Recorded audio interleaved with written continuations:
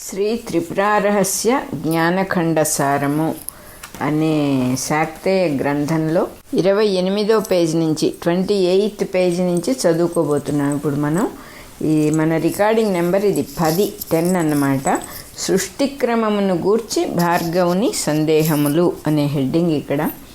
పరశురాముడు అద్భుతమైన కుమారీదేవి చరిత్రమును విని విస్మయము నొంది ప్రాంజలి అయి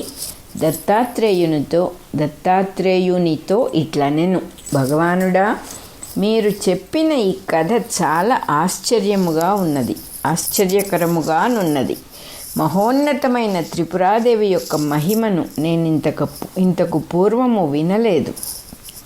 బ్రహ్మ విష్ణు మహేశ్వరులకు జనని అయి వారిచే పూజింపబడి స్తుతింపబడినదన్నచో ఆమె అందరికన్నను మిన్న అని స్పష్టమగుచున్నది. మీ చేత అనుగ్రహింపబడి నేను ధన్యుడనైతిని. ఈ కథామృతమును ఎంత త్రావుచున్నను నాకు దప్పి తీరుటలేదు.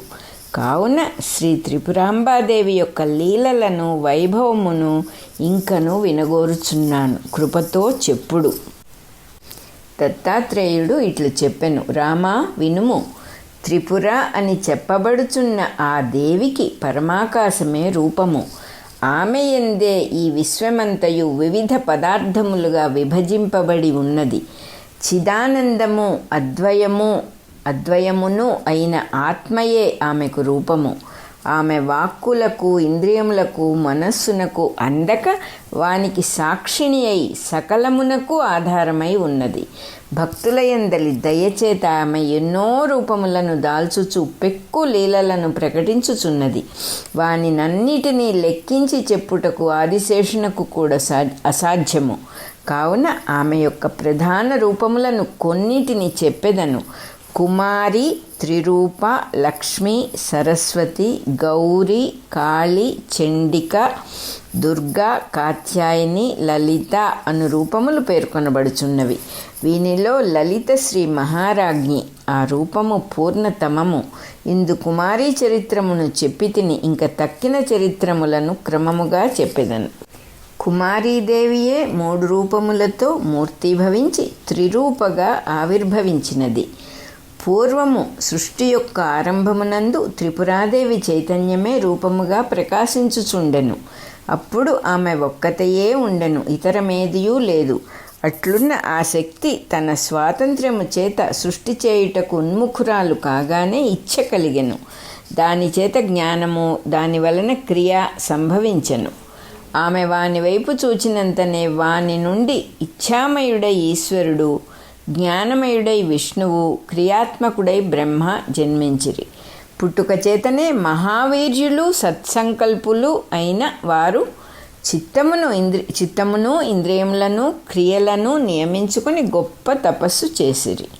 అప్పుడు రాత్రి పగలు, సూర్యుడు, నక్షత్రములు, భూమి, జలము, తేజస్సు, వాయువు, దిక్కులు, నిమేషము, యుగము మొదలుగా ఏదియూ లేదు. అంతయు ఆకాశమయముగా ఉండెను. స్వయముగా ప్రకాశించుచున్న ఆ ముగ్గురును ఆకాశమే ఆశ్రయముగా మహాతపస్సు చేత సమాధియందు నిశ్చలముగా ఉండిరి. అనేక యుగముల కాలము గడిచిన తరువాత ఆ దేవి బ్రహ్మతో ఇట్లనెను, వత్సాలెమ్ము, నీవు తపస్సు చేత ఏమి చేయగోర్చున్నావు? భువనములతో కూడా లోకములను సృష్టింపుము. అందులకే నిన్ను పుట్టించి తిని. ఇట్లు పరాశక్తిచే ఆదేశింపబడిన బ్రహ్మ జగత్తును సృష్టింపదలచి ఎక్కడ సృజింతును అని చింతించుచు చుట్టూను చూచెను.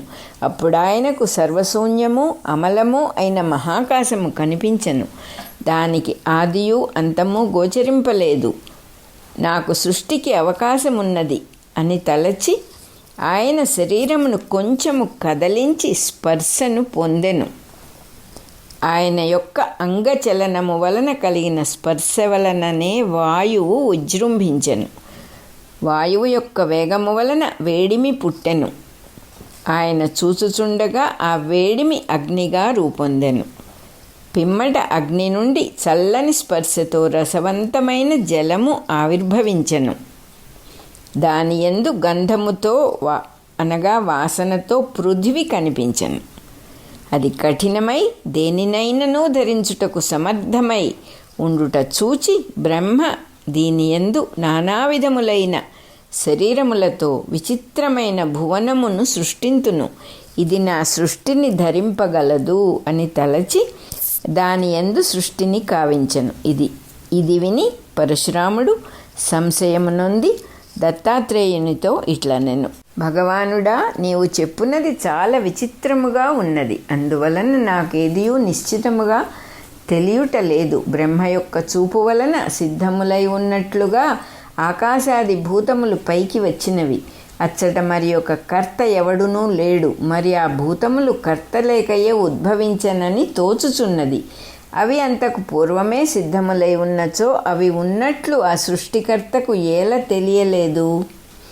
దేవి బ్రహ్మతో మాట్లాడినది గదా. పంచభూతములు పుట్టక పూర్వమే శబ్దమెట్లు వచ్చినది? అట్లే భూతములు పుట్టకముందే బ్రహ్మ విష్ణు మహేశ్వరులకు శరీరములు ఎట్లు కలిగినవి? ఈ సంశయములను తీర్చుట మీకు తప్ప ఇతరులెవరికి సాధ్యము కాదు. దయాళువులైన తమ వంటి గురువులు శిష్యుడు అడుగకున్నను చెప్పుదురు. దత్తాత్రేయుడు ఆ ప్రశ్నకు సంతోషించి మధురముగా ఇట్లనెను, రామా, నీవు బుద్ధిమంతులలో శ్రేష్ఠుడవు. నీ ప్రశ్న చాలా నిపుణమైనది. అది 3 విధములుగా ఉన్నది. దానికి సమాధానము తగిన సమయమున చెప్పెదను. ఇప్పుడే దానిని తెలుసుకొనుట శక్యము కాదు. అప్పటి వరకు స్థిరముగా వేచియుండుము. తగని సమయమున శిష్యునకు చెప్పుట లోకజ్ఞానము లేని గురువు యొక్క లక్షణము. అట్లు చెప్పుట వలన విరుద్ధమైన ఫలం ఏర్పడును. సరిగా గ్రహింపజాలని దశయందు విన్న శిష్యుడు చాపలు తయారు చేయువాని వలె నశించును. భార్గవుడు ఆ మాట విని, అయ్యా, ఆ చాపలవాడు ఎట్టివాడు? వానికేమి జరిగినది? ఏ కారణము చేత వాడు నశించనో చెప్పుడు అని ప్రార్థించెను. ఆయన ఇట్లు చెప్పెను, కళింగ దేశమున కువలుడు అను చాపలల్లువాడు ఉండెను. వాడు ఆ వృత్తియందు చాలా నిపుణుడు. వాడొకప్పుడు చిత్ర విచిత్రములైన చాపలను అల్లి రాజునకు సమర్పించెను. ఆయన వాని యొక్క నైపుణ్యమును మెచ్చి చాలా ధనము నొసంగెను.